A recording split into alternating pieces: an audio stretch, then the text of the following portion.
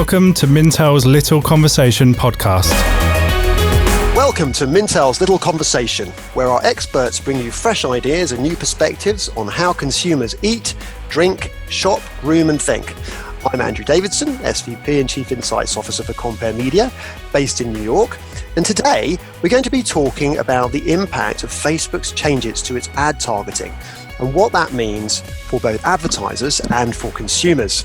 This episode was recorded about 3 weeks ago, before the US Federal Trade Commission approved a fine of roughly $5 billion to punish Facebook for mishandling users' personal information.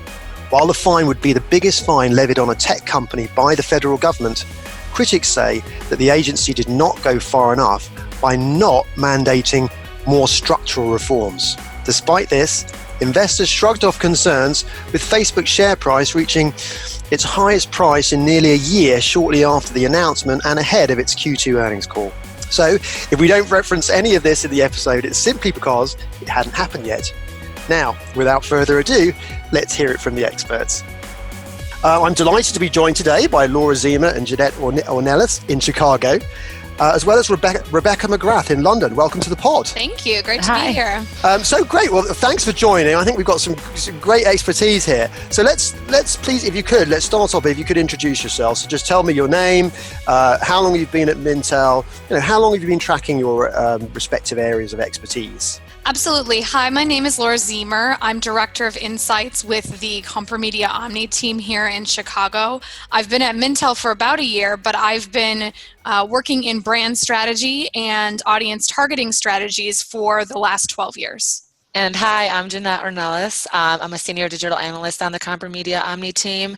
And I've been at Mintel for about 4 years, 3 of those years on the reports team. And I've been kind of focusing on the social media industry in particular for the last almost 6 years. And hi, I'm Rebecca McGrath. I'm Mintel's Senior Media Analyst on the UK reports teams. And I've been here about 6 years now, sort of specialised really in media for the last 5 years or so. Great. Well, thank you all for joining the pod. So Facebook, and specifically, let's talk about targeting on Facebook. In terms of sort of setting the stage, in terms of Facebook advertising, how important is Facebook to advertisers in 2019? Well, we know that, digital advertising in general, advertisers in the US are expected to spend more than $129 billion in 2019. And Facebook in particular made up last year about 22% of digital ad spend, and they're on track to pretty much keep that up this year. Facebook and Google are kind of the behemoths here in terms of digital ad spend, with accounting about 60% of the digital ad industry. So it's difficult to ignore Facebook just because, there's so much money is being spent there. They account for a good chunk of the digital ad spend, and it's only been growing in the last few years. And even despite a full year of conflict for both companies in terms of, being called before Congress and risk of regulation in the US in particular and abroad, their ad businesses really aren't suffering despite what we're seeing. Well, I saw, I think in the Facebook's Q1 earnings, 15 billion in revenue, which is, mostly comes from advertising. So huge, and monthly active users still growing, 2.37 billion globally. Huge, right? Huge. This is, definitely the story with Facebook is, as much as anyone wants to sort of talk about negative stories, they are still by far the biggest social media platform, and certainly, the duopoly with Google in the advertising market. They are massive. So it's safe to say that Facebook has become a priority for advertisers?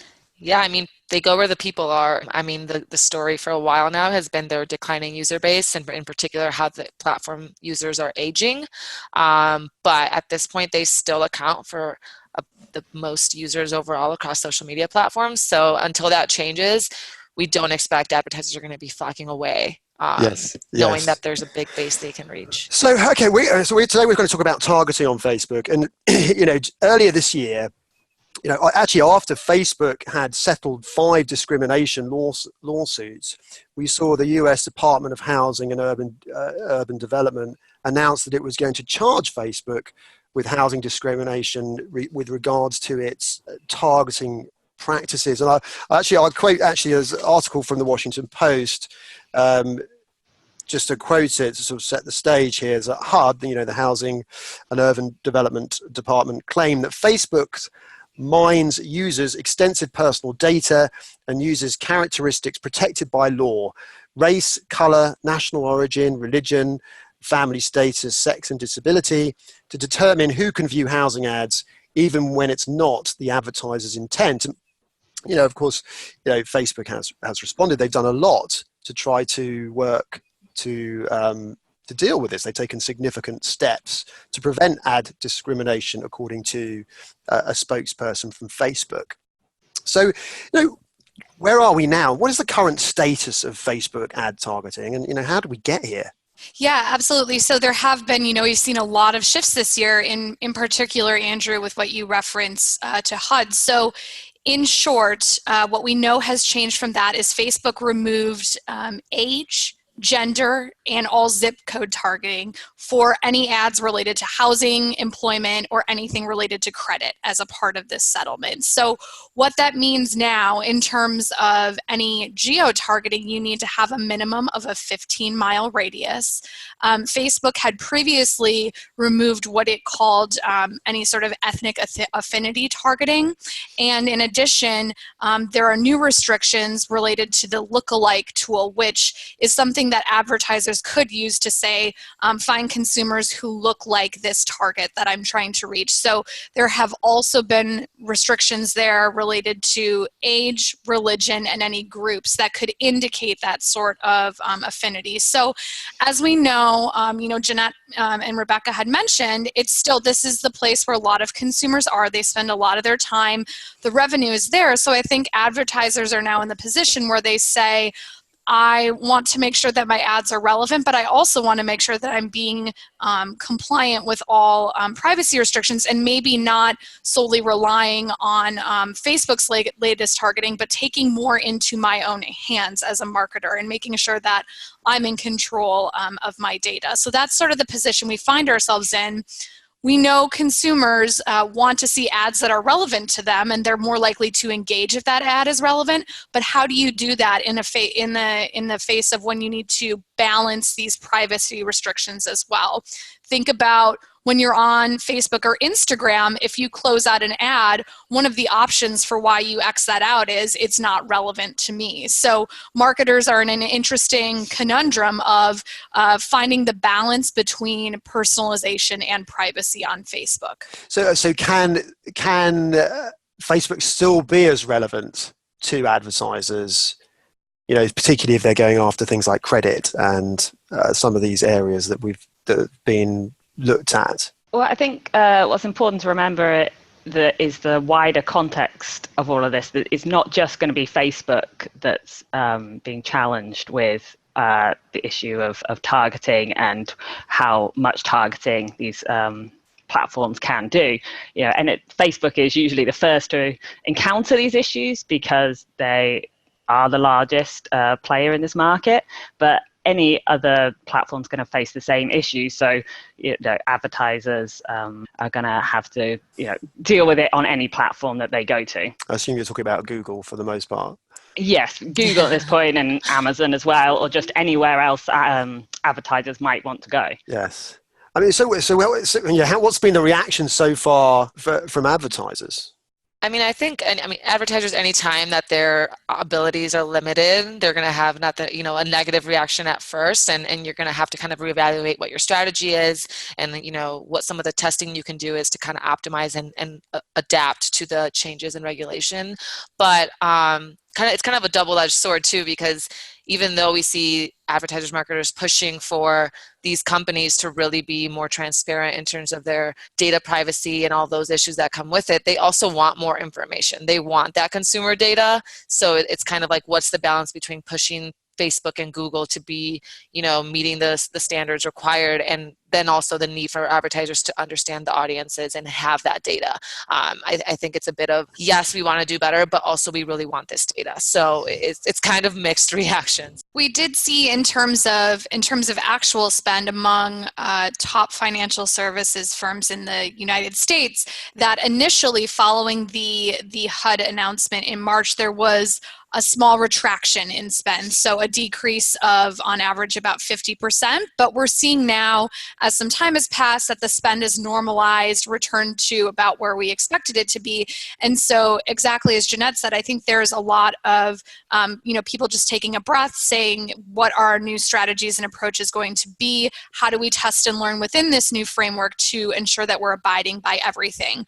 We are seeing that a lot of advertisers are moving into new creative strategies that may be a little bit more mid-funnel and top of funnel, where previously we had seen more activity bottom of funnel with specific rates for specific groups of people. So it's almost like advertisers just had to take a strategic pause to sort of take stock of really what the changes were before they then sort of carried on again. But it also sounds like there is a bit more of a tactical shift there, Laura, so in terms of what you're saying. Yes, so we've seen, what we've seen so far has been very interesting and very creative. So a lot of what I'll refer to as more choose your own adventure ads for consumers. So where they're showing more of a product suite and saying, one of these products is right for you, tell us what you think, instead of aligning a specific product with a specific consumer. So finding a way to engage in more storytelling and more content-based ads where they're talking to consumers about things like, here are 10 things to do as you're thinking about buying your next home. And so really starting to engage with them, at that top level, and then encouraging them to go deeper on their own instead of immediately diving to that specific ad about, mortgages that would be aligned to their zip code or something like that, which is not an option anymore. Interesting. Fascinating, really. I mean, and I think, so Laura, Rebecca, you're over there in London, what's been the sort of perspective from across the channel in terms of how this is playing out globally? Well, it's interesting because in the EU right now, so we're sort of coming on, we just passed the 1-year anniversary of the introduction of GDPR, which is EU regulation sort of about consumers taking back control over their own data and giving consent for the use of their data online. And obviously this is a huge shift for anything to do with targeted advertising, and certainly the kinks are still being worked out. There's certainly issues with GDPR. Anyone that has to encounter it on a daily basis knows that consent fatigue is definitely a real issue. So with and as with the major companies sort of right now, I think we've seen a bit of a grace period with regulators in terms of not imposing too big a fines on these sort of major players, that they'll probably sort of introduce more major fines and major restrictions going forward. So that is being sort of the dominant story over here, and that clearly restricts what Facebook have we seen some fines? Have we seen fines? We have seen fines, not necessarily on the scale yet where it's going to impact majorly Google and Facebook, but there are rumors of Facebook encountering a sort of a much more massive GDPR fine, and the potential as well to restrict what data they can use, which is arguably a bigger threat to the likes of Facebook and Google. So that's sort of we're in the context now, I think, in Europe in particular, where we're kind of having to move towards a sort of environment of giving consent and consumer knowledge of exactly why adverts being targeted to them, how data is allowed to be used, how they're allowed to be tracked. Is certainly the big thing, and the sort of the main issue that consumers are really concerned with about their data, even above issues about being targeted on demographic factors. People are really obsessed about the idea of being tracked and advertised to on those grounds. So obviously that changes how any platform is advertising to consumers right now. So what should brands be doing? It's a very good question. I think something a lot of people are asking themselves right now. So I think brands need to take ownership of their own targeting. So a lot of these platforms, one of the things that they've touted is that they have a lot of targeting capabilities that can help them get to these specific pockets or groups that brands couldn't reach on their own. And there are a lot of advances in predictive modeling, addressable targeting that with in-house analytics teams, marketers can really own their targeting strategy and ensure that they're reaching the right people, but doing so in the ways that don't violate any privacy policies. In addition, one thing that Facebook does allow you to do that we've seen a lot in financial services recently is you can load your own data, so any first-party data you have, and use it as a way to further customer lifetime value. So we've seen a lot of cards products in particular running ads that feature different membership benefits, different refer a friend opportunities, things of that nature. So in this way, you're connecting with your cardholders, deepening that relationship, showing them that you're there for them, and then in a way, not only just building up that individual cardholder's value, but building up referral opportunities as well, which we know to be very strong. So where is all this heading? I mean, there's a lot happening both on the Facebook, Google side, and then some of the largest advertisers really kind of teaming up to say we want to do better, we want to do something about it. Cannes has been going on this week, and it was announced that some of the largest companies in the industry have teamed up to announce what they're calling a new alliance for responsible content.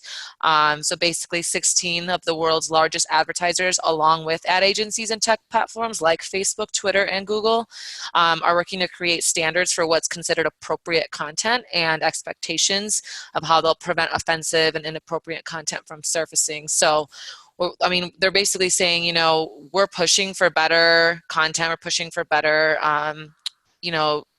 regulation, and we're all coming together to kind of do something about it. It's not just talking about it anymore.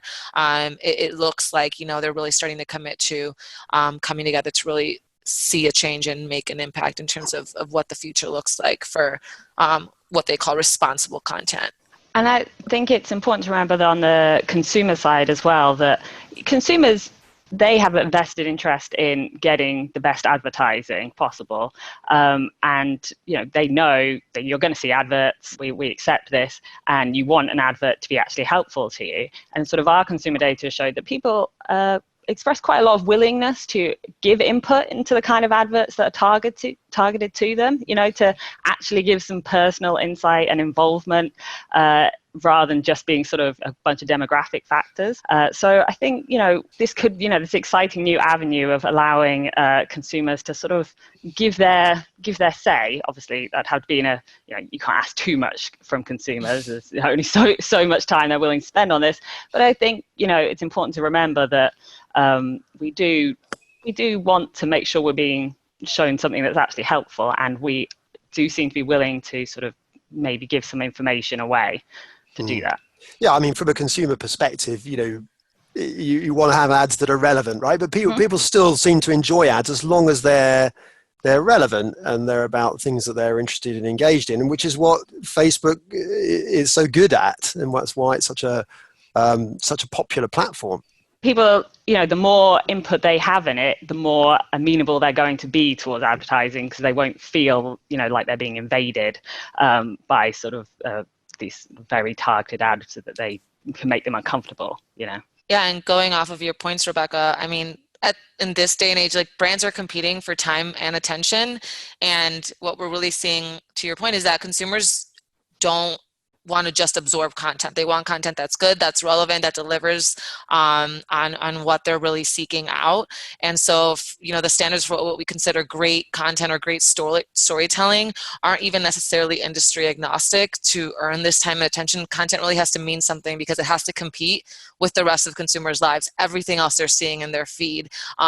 And so, it's hard, because it's never been easier to reach these people, but it's never been harder to really resonate and really, break through the noise and get their time and attention. So it's an interesting time, no doubt. So let me ask you this: is the onus on the advertiser, or is the onus on Facebook to get this right? I think it's both. I mean, I think you have to work together. You have to, I mean, for Facebook, it's they've really in the last year in particular been pushing this whole idea of being focused and prioritizing building what they call meaningful communities. So they're basically taking a step back and saying, we started Facebook, as a way to connect with people, as a way to build community. And, obviously as advertising started on the platform, you can easily pivot from that as the influx of money comes in. But they've been pushing their Facebook groups now. They're running that campaign right now, really pushing for those communities that are thriving. There are many Facebook group communities in particular thriving on the platform. So I think it's just to reevaluating, where you're reaching people. It's not just in the feed. It's not just, in stories, which on Facebook in particular haven't done so well. But it's how can you really engage in a meaningful way with people that are essentially opting into niche communities of interest that they are saying, I'm interested in this, I want to know more about this. And even organically, there's brands that have done well. So I think the push for Facebook and how they're kind of pushing advertisers is, to be more strategic in terms of understanding who their audience is and how they can reach them. So I think there's also just more of an emphasis on that primary data and those owned audiences and what you know about them, and then taking that to mean, okay, based on what we know about these people, how can we reach, the people we're not already reaching, or who don't already follow us or know about us.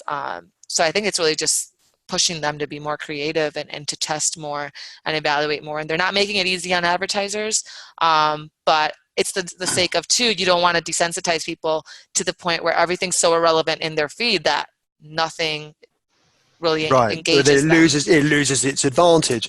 And to the points you've all made today, and we've seen these issues regarding privacy, regarding the targeting surface over the last sort of 12, 18 months. They seem to be popping up. But yet on the other hand, Facebook's revenue continues to grow.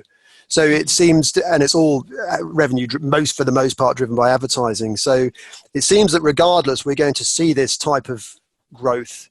Is that something you would all agree with? That we're going to continue to see ad spend on Facebook grow, or do you think there will be more challenges ahead? Yeah, Andrew, I think there will certainly be challenges ahead, but I think we'll continue to see it grow because of how quickly both Facebook and advertisers have responded in the face of some of these project problems. So especially as we consider things like Instagram stories and some of the things with, the ephemeral marketing where it's just there for an instant. We see people engaging a lot with that. They're continuing to advance what's available on the platform. And the quick response to me says that, I certainly think we can expect that there will be more challenges, but I expect that we'll see Facebook and advertisers respond in suit. I think it's important you always remember with consumers, while they care about privacy and these issues, certainly, and they're very worried about how their data might be being misused, but they also, want to enjoy their online lives. And if you're providing them a product and a service that they enjoy, they will go there. And then it's up to sort of a large part of the regulators to make sure these consumers are being protected. So, consumers will still be going to Facebook if Facebook is providing the service they want. And as I said, then it comes up to Facebook and the regulators to make sure that those consumers are protected. So it seems to say that, better for consumers and therefore ultimately better for advertisers. Yeah, I mean, advertisers are going to go where the consumers are. And if Facebook is providing, or all of their offshoots are providing an enjoyable service, consumers will probably still go there, even if they're, as we've seen, even despite all these scandals, people haven't turned away from Facebook. And if they are, it isn't probably because of these scandals, it's because they've gone elsewhere. So, I don't think as yet we've seen these scandals are going to sort of be the thing that sort of kills off services or anything. So which is why it has to be up to other players to make sure that they're not sort of misusing data. Yeah, Absolutely. and going off of that, I mean, and to Laura's point earlier too on Instagram and Instagram stories in particular and that growth, I mean, there's a reason Instagram has been doing so well. And even for Facebook in particular, a lot of their ad spend growth has been because of Instagram, and in Instagram stories in particular has really been taking off.